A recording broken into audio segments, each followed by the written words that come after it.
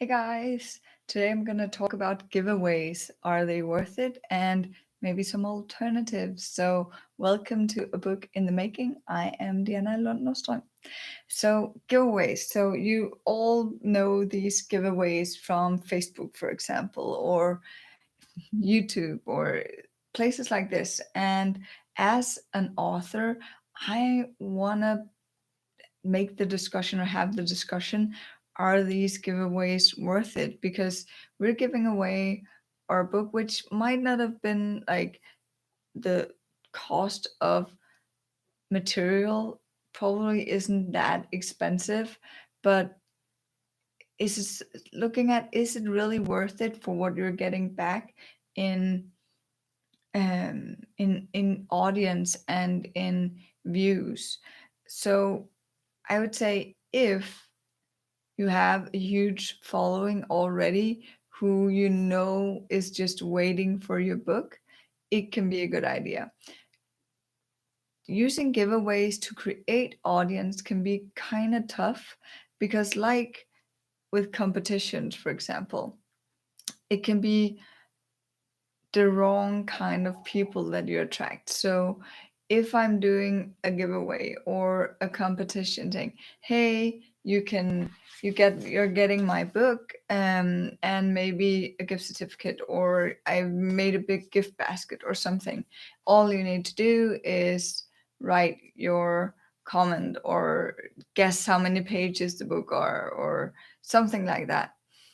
You might get a lot of people who are participating in your competition, or your giveaway, and not being your target audience. So that means that it's actually not really valuable for you, because then when you start posting other things, they won't interact with you. They won't be the ones you really want to find. So I would rather have 10 people who really follow me because they like my content than having 1,000 people who don't really care and are not going to be interacting with my content after this competition or the giveaway.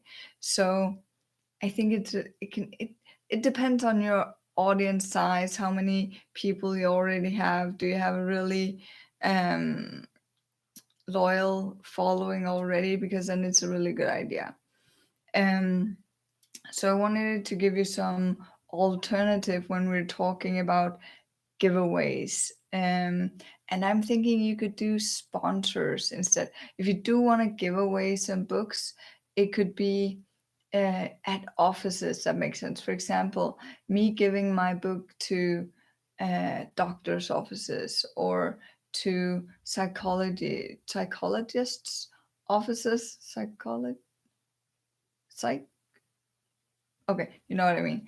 Um, that could be an idea, because that is places where in their waiting room they might have people who could use the book, or they read it themselves and they start recommending the book to their patients or their clients. So that could be giveaways that I could do, or sponsor gifts.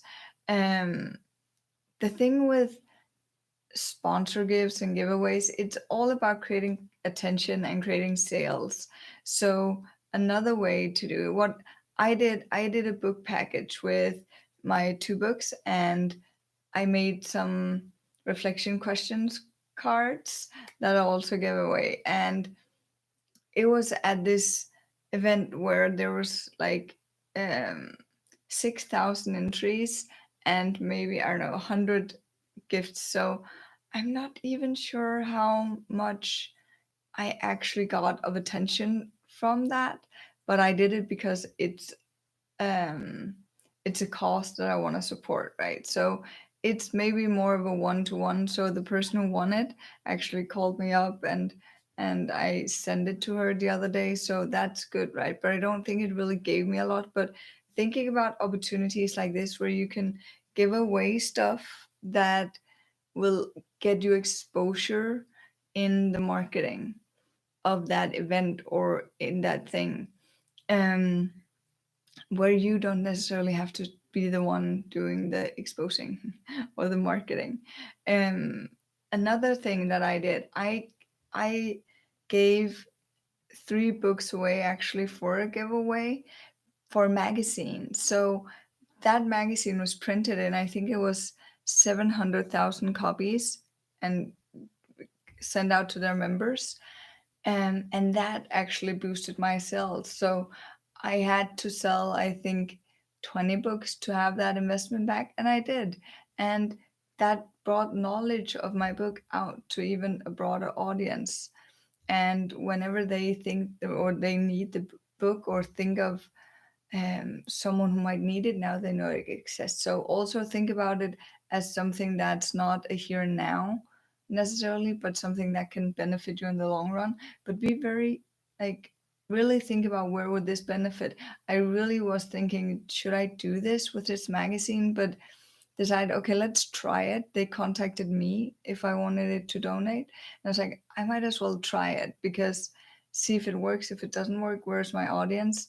And that was really good. So, and going from that, it could also be doing speaking engagements. So instead of giving your book away from free, you could give your time away from free. You can do that in 2 ways, as I see it. One is speaking engagement, for example, where you go out somewhere that's interesting for you to get known as an authority and speak, do an hour on a topic that you, or on your book's topic, of course, and then sell your book at the end. Or you could do volunteer work where you have the option to promote your book in that setting. So those are 2 things where you can kind of show up in person and do something. Also, the last thing, um,